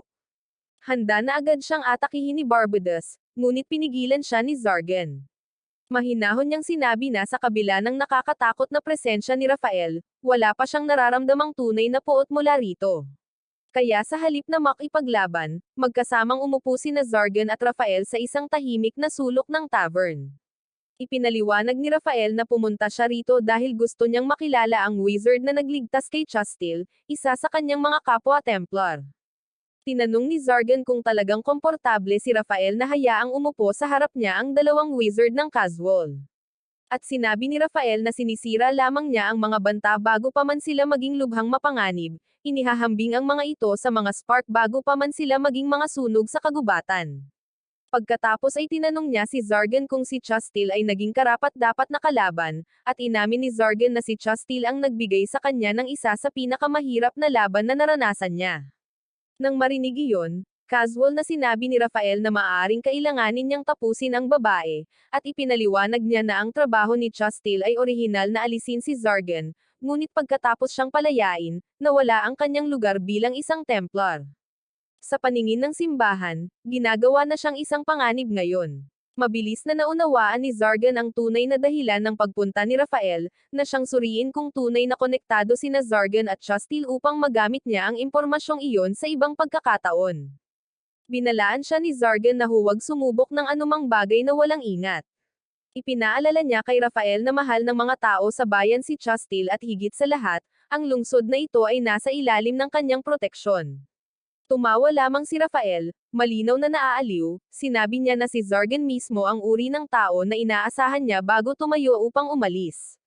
Nang makaalis si Rafael, sinabi ni Zargan kay Barbados na palihim na sundan si Chastil gamit ang kanyang mahika ng anino. Bilang kabayaran, inalok ni Zargan na pahiramin siya ng kahit anong libro mula sa library, na sapat na para agad na makumbinsi si Barbados. Kalaunan, nang makauwi si Zargan, nadatnan niya si Nefelia na naghihintay sa kanya. Habang natutulog si Velfor habang nakapatong ang ulo sa kandangga ni Nefelia, ipinaliwanag ni Nefelia na ito ay sariling ideya ni Velfor. Nagtrabaho siya ng husto ngayon, tinulungan ang paglipat ng lahat ng libro mula sa madilim na kastilyo patungo sa kanilang sariling library. Tahimik na binanggit ni Nefelia na alam niyang kamakailan lang ay sinabi ni Velfor kay Zargan na gusto niyang manatili sa kanya habang buhay, at inamin niyang medyo nalulungkot siya dahil hindi niya kailanman nasabi ng maayos ang parehong bagay. Malumanay siyang tiniyak ni Zargan na mananatili siya sa kanya at ang simpleng sagot na iyon ay nagpangiti ng mainit kay Nefelia. Para sa kanya, parang isang pangako na silang tatlo ay mananatili na magkasama. Sa mapayapang katahimikan, dahan-daang lumapit si Zargan. Dahan-daang hinawakan ng kanyang kamay ang mukha ni Nefelia at sa sandaling iyon ay parang maghahalikan na sila. Ngunit sa pinakapangit na panahon, biglang bumangon si Barbados mula sa dilim. Mukhang handa nang sumabog si Zargan sa inis at halos pinagbantaan siya na sulit ang pang-aabala na ito. Mabilis na sinabi ni Barbados na ito ay apurahan at isiniwalat na karga niya si Chastil nang walang malay. Ipinaliwanag ni Barbados na siya ay Nolason at agad na lumapit sina Zargan at Nefelia upang tingnan siya na siyang nagpagising kay Velfor. Sa sandaling napansin ni Velfor ang banal na espada ni Chastil, agad siyang napuno ng galit. Ginamit niya ang kanyang dragon na braso, naghahandang umatake, ngunit mabilis siyang pinigilan ni Zargan. Ipinaalala niya sa kanya na hindi niya kaaway si Chastil at walang kinalaman sa pagkasawi ng kanyang ama. Sinabi niya kay Velfor na kung talagang gusto niyang maghiganti, dapat siyang tumuon sa tunay na salarin sa halip na ilabas ito sa maling tao. Kalaunan, nagising si Chastil sa kama ni Nefelia at si Zargan ay nakaupo malapit sa kanya na casual na nagbabasa ng libro habang binabantayan siya. Ipinaliwanag niya na Nolason siya at tinanong siya kung ano ang nangyari bago siya bumagsak. Naalala ni Chastil ang pakikipagkita niya sa isang misteryosong lalaking nakasuot ng baluti at itinatago ang mukha nito. Inaangkin ng estranghero na sinusuportahan niya ang kapayapaan sa pagitan ng simbahan at mga salamangkero at sinabi niya kay Chastil na kung susundan siya nito, labag ito sa kagustuhan ni Cladwell. Ngunit hindi siya agad pinilit ng estranghero na pumili. Bago umalis, binigyan niya ito ng isang pangalan na dapat tandaan na Oribos, na sinasabing maaaring makatulong ito upang mapanatili siyang ligtas. Kalaunan, nang makauwi si Chastil, nadatnan niyang naghihintay na sa kanya ang tsaa. Pagkatapos itong inumin, natamba siya dahil sa lason. Mabuti na lang at dumating din agad si Barbados. Tinanong ni Zargan kung may hinala ba siya at agad na naisip ni Chastil si Rafael, ngunit nagduda si Zargan, dahil naniniwala siyang hindi ganoon kagaling gumamit ng lason si Rafael. Habang tatayo si Zargan para umalis, bigla siyang pinakiusapan ni Chastil na manatili. Nahihiyang sinabi ni Zargan na dapat sana ay tanungin na lang niya si Nefelia, na nagpapahiwatig na hindi angkop na manatiling mag-isa kasama niya. Naintindihan ni Chastil ang ibig niyang sabihin at humingi ng tawad. Gayunpaman, dahil ayaw niyang gisingin si Nefelia, inikat na lang ni Zargan ang kanyang upuan patungo sa pinto at nagpatuloy sa pagbabantay mula sa malayo. Tahimik na tinanggap ito ni Chastil. Naintindihan niya kung saan siya nakatayo, at wala siyang balak na makialam sa pinagsasaluhan ni Zargan at Nefelia. Higit sa lahat, gusto lang niya na maging masaya sila. Kinabukasan, binigyan si Chastil ng uniforme ng katulong na kapareho ng kay Nefelia, at sinabi ni Zargan na pinapayagan siyang manatili sa kastilyo hanggat tumutulong siya. Agad na nagreklamo si Chastil na hindi pa siya nakakagawa ng mga gawaing bahay sa buong buhay niya. Di nagtagal, nakilala niya si Velfor, na nagbabala kay Chastil na huwag masyadong maging komportable sa piling ni Zargan at Nefelia, na nagpapakitang gilas na hindi niya ito lubos na pinagkakatiwalaan. Ipinaliwanag kalaunan ni Zargan na ayaw ni Velfor sa mga Templar dahil sa nangyari sa kanyang ama, kaya dapat sikapin ni Chastil na maging maunawain. Sa kasamaang palad, hindi nito napigilan si Velfor na patuloy na pang-aasar sa kanya. Sa loob lamang ng unang oras, sumigaw si Chastil ng maraming beses dahil sa mga hindi nakakapinsala ngunit nakakainis na kalokohan ni Velfor tulad ng pagkain ng palaka sa kanya. Sa mga sumunod na araw, unti-unting umaangkop si Chastil sa buhay sa kastilyo. Samantala, patuloy na ina-update ni Velfor ang kanyang journal na may mga tala tungkol sa lahat ng nangyayari sa kanyang paligid. Isinulat niya na kahit maganda ang pangalan ni Chastil, hindi pa rin niya talaga ito gusto bilang isang tao. Sa opinyon ni Velfor, tila kakaiba ang kahinaan ni Chastil para sa isang taong dapat ay isang bihasang Templar. Kalaunan, pribadong kinausap ni Zargan si Velfor at inutusan siyang huwag nang pagtripan si Chastil sa oras ng pagkain. Sinabi rin niya sa kanya na malaya siyang manatili kasama niya at ni Nefelia magpakailanman kung gusto niya, ngunit malaya rin siyang umalis balang araw, na iniiwan ang pagpili ng buo sa kanyang mga kamay. Nang gabing iyon, binangungot si Velfor tungkol sa kanyang ama. Iniwan niya ang masakit na alaala ng panonood sa isang taong kumakain ng kanyang laman, at ang panaginip ay muling pumuno sa kanya ng galit. Pagsapit ng umaga, wala na si Velfor, at ang pagkakita sa kanyang walang laman na kama ay nagpatarante kina Zargan at Nefelia. Bago umalis sa kastilyo, nag-iwan si Velfor ng isang huling tala sa kanyang journal. Isinulat niya na masaya siya nang yayain siyang manatili kasama niya at ni Nefelia, at ang paninirahan sa kastilyo ay nagturo sa kanya ng isang bagay na hindi niya kailanman naranasan, ang init at kabaitan. Nasisiyahan siya sa banayad na pangangalaga na ibinibigay sa kanya ni Zargan at Nefelia, at sa unang pagkakataon sa mahabang panahon, pakiramdam niya ay ligtas siya. Ngunit sa kaibuturan, alam ni Velfor na mayroon pa ring isang problema. Na kung pipiliin niyang manatili rito magpakailanman, ang kanyang paghihiganti para sa pagkasawi ng kanyang ama ay unti-unting mawawala. At hindi pa siya handang bitawan ang galit na iyon. Kaya, nagpa siya siyang umalis.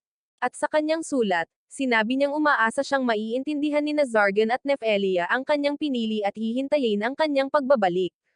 Naglakbay si Velfor ng mag-isa sa kastilyo ng Dark Lord, umaasang makahanap ng isang bagay doon na maaaring makatulong sa kanyang paghihiganti. Ngunit bago pa man siya makapasok, nagpakita si Rafael at hinaranggan ang kanyang daan. Pagkatapos ay naalala niya na si Rafael ang lalaking pumaslang sa kanyang ama at kumain ng laman nito. Puno ng galit, inatake siya ni Velfor ng walang pag-aalinlangan, at mahinahong naghanda si Rafael upang tapusin siya. Ngunit bago pa man siya tamaan ng kanyang espada, biglang nagpakita si Zargan at hinaranggan ang atake. Dahil kay Barbados at sa kanyang kakayahang maglakbay gamit ang anino, nakarating si Zargan sa tamang oras. Nalilito si Velfor at hindi niya maintindihan kung bakit tinutulungan pa rin siya ni Zargan pagkatapos niyang tumakas.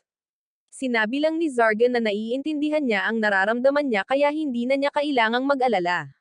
Nang marinig ito, nakaramdam ng pagkakasala si Velfor at humingi ng tawad ngunit pinanood ni Rafael ang interaksyon ng may nakikitang pagkagulat. Dahil dito, humakbang si Zargan pasulong at pinaandar ni Rafael ang kanyang banal na espada at ang makapangyarihang banal na apoy ay sumabog mula sa talim, na agad na nakasira sa magic circle ni Zargan. Buong pagmamalaking sinabi ni Rafael na minsan nang tinalo ng kanyang espada ang isang Dark Lord noon, kaya wala siyang nakikitang dahilan para hindi na ito maulit. Habang pinapanood ang labanan, tinanong ni Velfor kung bakit biglang sineseryoso ni Zargan ang laban na ito. At sumagot si Zargan na tinuturuan niya ito ng isang mahalagang aral tungkol sa paghihiganti.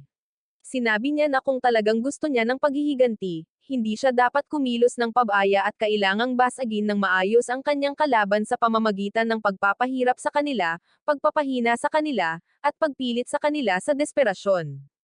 Pagkatapos, pinaandar ni Zargan ang isang bagong pinahusay na magic circle at inilunsad ang kanyang pag-atake.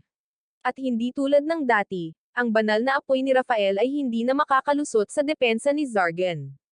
Pagkatapos ng kanyang pakikipaglaban kay Chastil, natuto si Zargan mula sa kanyang mga pagkakamali. Lumikha siya ng isang bagong bilog ng mahika na patuloy na sumisipsip ng enerhiya mula sa paligid nito upang ayusin ang sarili, na ginagawang napakahirap sirain. Sa sandaling nangyari iyon, lumipat si Zargan sa isang bakod at pinasabog si Rafael gamit ang sarili niyang mahika.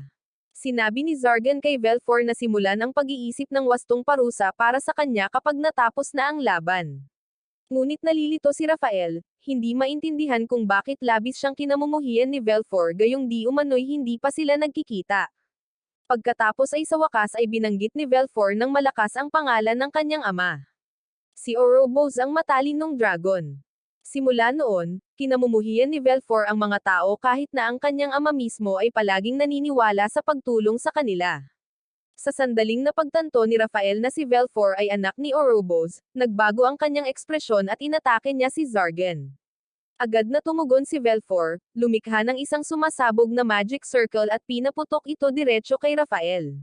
Ngunit bago pa ito tuluyang tumama, biglang nagpakita si Chastil at hinaranggan ang espada ni Rafael habang pinoprotektahan din ang lahat mula sa pagsabog. Pagkatapos noon, sumugod si Zargan kina Belfort at Rafael. At nang makitang nasa bingit na siya ng kasawian, tinanong ni Zargan si Rafael kung bakit niya iniligtas si Belfort. Linggo-linggo, sinasabi ni Rafael na tungkulin niya iyon at isiniwalat ang katotohanan. Ipinahayag niya na ang lahat ng pinaniniwalaan ni Belfort ay isang malaking hindi pagkakaunawaan at hindi siya ang may pananagutan sa pagkasawi ng kanyang ama. Ngunit tumanggi si Belfort na maniwala sa kanya, dahil nakita niya si Rafael na kinakain ang karne ng kanyang ama. Nang marinig iyon, tinanong ni Rafael kung naniniwala ba talaga siyang mahina ang kanyang ama para tapusin ng isang ordinaryong tao, at iyon ang nagpatigil kay Belfort. Ipinaliwanag ni Rafael na noon ay humingi siya ng tulong kay Ouroboros sa pakikipaglaban sa isang lubhang mapanganib na maalamat na demonyo. Hindi makapaniwala si Belfort sa pagkarinig ng pagkakaroon ng isang demonyo at sinabi ni Rafael na bumalik na ang mga demonyo sa panahong ito at hindi lamang ito mga alamat. Sinuportahan siya ni Zargan na sinasabing nakakita na siya ng isa kaya naman nagsasaliksik siya ng mga paraan upang harapin ang mga ito kahit na pinapanood niya si Tanjiro sa Demon Slayer upang makakuha ng mga referensya. Nalungkot si Belfort nang marinig na kinailangang harapin ng kanyang ama ang isang bagay na nakakatakot. Ngunit itinuwid siya ni Rafael at sinabing huwag isipin na natalo ang kanyang ama dahil nanalo si Ouroboros sa labanang iyon at nasawi lamang dahil pinili niyang isakripisyo ang kanyang sarili. Iginiit ni Rafael na dapat ipagmalaki ni Belfort dahil ibinigay ng matalinong dragon ang kanyang buhay upang protektahan ang iba. Gayunpaman, sinabi ni Rafael na kung ang pagtapos ng kanyang buhay ay tunay na magpapagaan sa kanyang sakit, handa siyang tanggapin ang hatol na iyon. Gayunpaman, bago pa man siya magdesisyon, gusto niyang maunawaan niya na kung ang mga salamangkero at ang simbahan ay patuloy na maglalaban, ang sangkatauhan ay hindi kailanman magiging ligtas mula sa mga demonyo, kaya naman sinabihan ni Ouroboros si Rafael na patuloy na mabuhay at manahin ang kanyang mga kapangyarihan sa pamamagitan ng paglamon sa kanya. Ngunit ngayon ay inamin ni Rafael na ang kanyang tungkulin ay halos tapos na at ang hinaharap ay pagmamay-ari ng susunod na henerasyon, kaya naman nilikha niya ang Peace Faction, isang grupo upang wakasan ang walang katapusang tunggalian sa pagitan ng mga salamangkero at ng simbahan. Itinuro ni Barbados kung gaano katawa-tawa ang tunog nito mula sa isang lalaking pumaslang ng hindi mabilang na mga mangkukulam at salamangkero. At tinanggap ni Rafael ang kritisismo, ngunit sinabi na ito rin ang dahilan kung bakit naniniwala siyang si Chastil ay maaaring maging simbolo ng kapayapaan sa pagitan ng magkabilang panig. Habang nag-uusap sila, ang golem ay patuloy pa ring gumagalaw at ipinaliwanag ni Rafael na ang nilalang ay hindi lamang gawa sa mahika, kundi gamit ang laman ng demonyo. Agad na naghanda si Zargan na gamitin ang kanyang na-upgrade na spell at tumayo pa rin si Chastil, handang suportahan siya. Gamit ang kanyang banal na espada, sumugod siya at hiniwa ng diretso sa kaibuturan ng golem gamit ang mga banal na apoy, na nagbigay ng pagkakataon kay Zargan na umatake. Ngunit kahit na matapos masira ang katawan nito, ang natitirang mahika ay naging dahilan upang muling gumalaw ang mga basag na piraso, na naglalabas ng matatalas na piraso direkta kay Zargan. Ngunit tumalon si Chastil at pinutol ang mga kalat sa mga hindi nakakapinsalang piraso. Nang makita ito, pinaganya ni Zargan ang kanyang pinakabagong mahika at nag-atake ng isang malakas na atake na sa wakas ay sumire sa golem. Pagkatapos, nagkomento si Zargan na ang kanyang bagong spell ay kailangan pa ng kaunting pagsisikap, at namangha si Chastil sa kung gaano kalikay ng kanyang mahika. Habang pinupuri ni Zargan ang kanyang lakas bilang kapalit, inaamin na ang pagkakaroon ng isang malakas na kakampi ay medyo kapaki-pakinabang. Bigla, tinawag sila ni Belfort, binabalaan sila na lumalala ang kondisyon ni Rafael.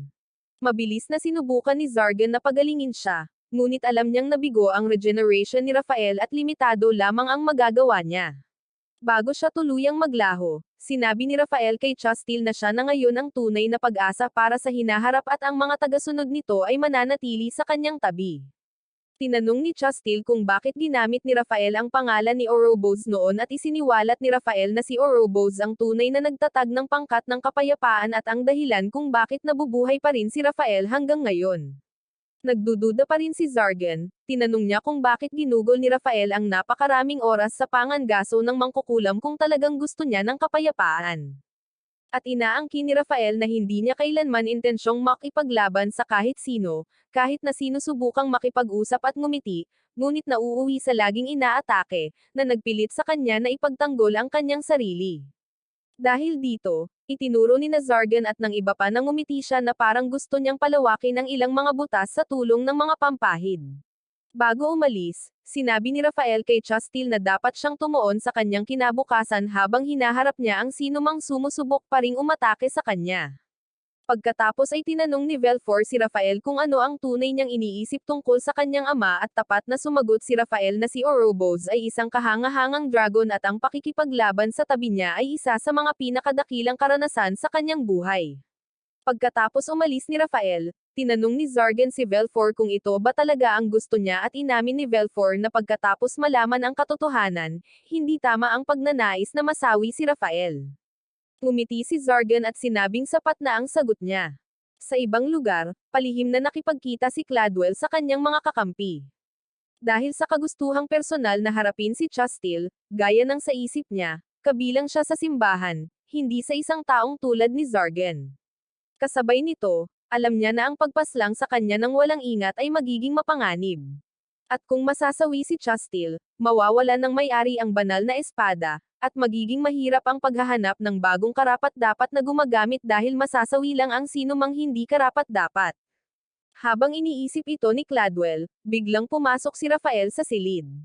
Nang makita si Rafael na puno ng dugo, binigyan ni Cladwell ng perpektong dahilan para kumilos. Sa isip niya, nakagawa na si Rafael ng isang malaking kasalanan sa pamamagitan ng pakikipagtulungan kay Zargan. Nagkunwaring tumutulong, binalutan ni Cladwell ng lason ang kanyang kamay at inalok na gamutin ang mga sugat ni Rafael. Ngunit agad itong nakita ni Rafael at sa isang malinaw na galaw, pinutol niya ang kamay ni Cladwell na may lason. Sumigaw si Cladwell sa sakit at pinatahimik siya ni Rafael sa pamamagitan ng pag-ipit sa kanya sa sahig gamit ang kanyang paa. Malamig niyang sinabi na walang sinuman ang pinapayagang sumire sa kinabukasan ng kapayapaan. Kaya dahil doon, kailangan nang umalis ni Cladwell. Kinabukasan, kumalat ang balita ng pagkasawi ni Cladwell sa buong lungsod, at napagtanto ni Chastil na malamang na siya ang lumason sa kanya noon. Dahil alam niya kung gaano kahigpit si Cladwell, nagpa siya si Chastil na oras na para bumalik siya sa simbahan at tumulong na maibalik ang kaayusan ng maayos. Bago umalis, muling kinausap niya si Belfort, at sa wakas ay nagkasundo silang dalawa, na nagpaiyak kay Chastil. Ngayong tinanggap na siya ni Zargan at ng iba pa, nangako si Chastil na lilikha ng isang kinabukasan kung saan ang mga tao, mangkukulam, at mga salamangkero ay maaaring mamuhay ng mapayapa. Habang naghahanda siyang umalis, narinig niya ang isang pamilyar na boses na pumupuri sa kanya.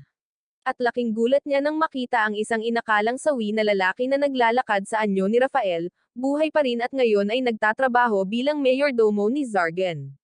Ipinaliwanag ni Rafael na orihinal siyang dumating upang tanggapin si Belfort para sa kanyang paghatol. Ngunit sa halip na parusahan siya, hiniling ni Belfort na tulungan si Zargan at suportahan din siya. Bilang karagdagang regalo, binigyan pa nga ni Belfort si Rafael ng bagong armadura para palitan ang nawala sa kanya. Sa panunood sa kakaiba ngunit nakakagulat na masayang sambahayang ito, napagtanto ni Chastil na hindi talaga siya bahagi ng kakaibang pamilyang ito. Ngunit gayunpaman, sinabi sa kanya ni Zargan na ang mga pinto ng kastilyo nito ay palaging mananatiling bukas para sa kanya. Habang pinapaalis nila siya, tahimik na hiniling ni Zargan kay Barbados na bantayan siya at siguraduhing ligtas siya at medyo naiinggit si Nefelia dahil nakita niyang labis na nagmamalasakit si Zargan kay Chastil. Hinawakan niya ang braso nito para makuha ang atensyon nito at agad na naunawaan ni Zargan ang gusto nito. Dahil ayaw siyang bigin, dahan-dahan niyang niyakap si Nefelia at humingi ng tawad sa pag-iwan sa kanya ng mag-isa noong nakaraang gabi. Matapos kumalma ang lahat, isinulat ni Belfort sa kanyang journal ang tungkol sa kanyang bagong buhay.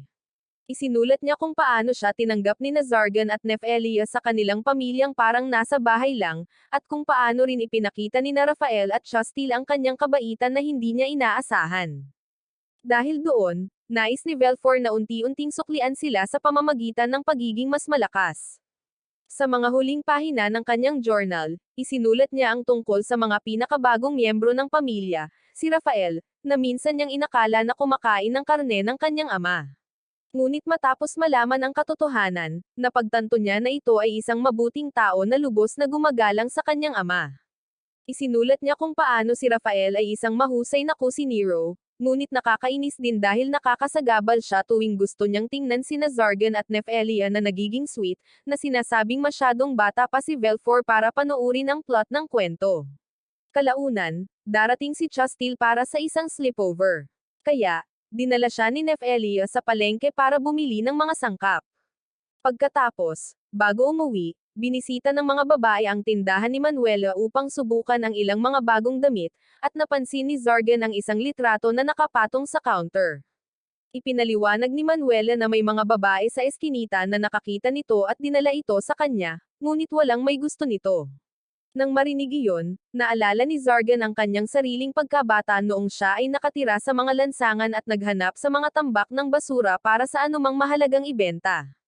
Nakaramdam ng nostalgia, nagpasya siyang bilhin ang litrato na may isang bag na puno ng mga pilak na barya. Sinabi ni Manuela na labis-labis na pera iyon, ngunit sinabihan siya ni Zargan na gamitin ito sa anumang paraan na gusto niya. Pagkatapos ay bumalik sila sa kastilyo at nang makita si Chastil doon, tinanong ni Zargan kung kumusta na ang lahat. Sinabi niya na siya ay pagod na pagod dahil pagkatapos ng pagkasawi ni Cladwell, lahat ng kanyang mga tungkulin ay kahit papaano ay napunta sa kanya. Pagkatapos ay sinabi ni Zargan kay Barbados na ang kanyang magaspang na buhay ay hindi iniimbitahan at idinagdag pa ni Velfor na walang sapat na pagkain.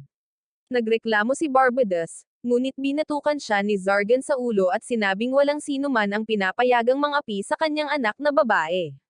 Para gamaan ang loob, inanunsyo ni Nefelia na magsisimula na siyang magluto ng hapunan. At iginiit ni Chastil na tumulong, sinabing kaya niya kahit papaano ang simpleng pagluluto. Ngunit pagkatapos ay isang malakas na sigaw ang nagmula sa kusina, na umaabot hanggang sa library kung saan inaayos ni Zargan ang litrato. Pumasok si Barbados at nagreklamo na napakahina ni Chastil sa pagluluto. Magkakaroon ng galit si Gordon Ramsay kung mapapanood siya. Sa kusina, gumawa si Chastil ng sopas. At nang matikman niya ito, naisip niyang masarap ito.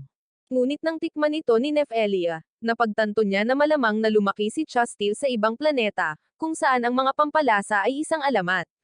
Sinusubukang iligtas ang hapunan, malumanay na sinabihan ni Nefelia si Chastil na magpahinga bilang isang bisita, at nangako na maaari pa ring ihain ang sopas para sa almusal bukas. Pagkatapos ay handa na ang hapunan, at inilabas ni Zargan ang naayos na soundgraph at binuksan ito. Nagsimulang tumugtog ang musika, pinupuno ang silid ng mainit at komportableng pakiramdam, at ngumiti si Rafael at sinabing dati siyang sumasayaw sa ganitong musika noon pa. Tinanong ni Velfor kung ano ang pagsasayaw. Kaya ipinaliwanag ni Rafael na ito ay kapag ang dalawang tao ay magkahawak kamay at sabay na gumagalaw kasabay ng ritmo. Samantala, nagsimulang malasing si Barbados at tinutokso si Chastil dahil sa pagiging isang napakasamang chef at pagtulog kasama ang isang plushie. Dahil sa kahihiyan, inakusahan siya ni Chastil ng pag-eespiya sa kanya. At inaangkin ni Zargan na laging nagsasalita ng mga kalokohan si Barbados kapag lasing. At ipinaalala rin ni Nefelia kay Chastil na si Barbados talaga ang nagligtas sa kanya pagkatapos siyang malason. Humingi ng tawad at nagpasalamat si Chastil sa kanya, ngunit nagsimula siyang umiyak dahil sa kahihiyan. Sinabihan ni Zargan si Barbados na humingi ng tawad, ngunit sa halip ay hindi siya pinansin ni Barbados at nagpas siyang subukan ang sopas ni Chastil, ngunit pagkatapos ay nagsimula ito at siya ay bumagsak. Mukhang lubos na nalilito si Nefelia at nagtataka kung paano naging bahagi ng hapunan ang sopas na iyon. At buong pagmamalaking inamin ni Velfor na ideya niya talaga ang pagtrip kay Barbados. Nagsimulang umiyak si Chastil at muling nagsimula ang kaguluhan. Ngunit sa kabila ng lahat ng iyon, kakaibang saya ang naramdaman ni Zargan dahil nakita niyang parang buhay na buhay at mainit ang kanyang tahanan sa isang pagkakataon. Nang gabing iyon, pagkatapos matulog ang lahat, ipinagpatuloy ni Zargan ang pag-asikaso ng soundgraph at umupo si Nefelia sa tabi niya. Tinanong niya kung bakit niya binili ang soundgraph.